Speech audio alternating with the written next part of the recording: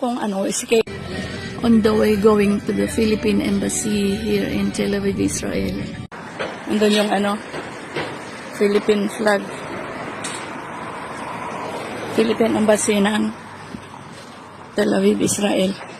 Wala akong schedule kanina. Hindi ako ng schedule.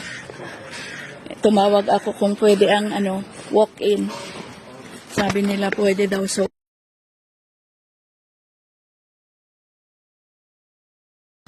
Tel Aviv, Israel. Wala akong schedule kanina. Hindi ako ng schedule. Tumawag ako kung pwede ang walk-in. Sabi nila pwede daw, so yun. Dito ako ngayon. Morning. Tinatanong sa akin ang number nitong Philippine Embassy dito. Hindi ko alam. Video ko na nga. Yan ang Philippine Embassy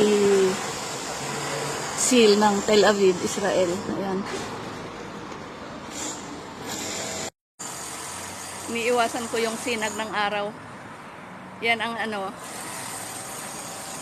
Philippine Embassy seal ng Tel Aviv, Israel. Yan. Yan yung number. Palagi akong tinatanong ng mga taxi driver kung ano ang number ng building dito. Hindi ko alam.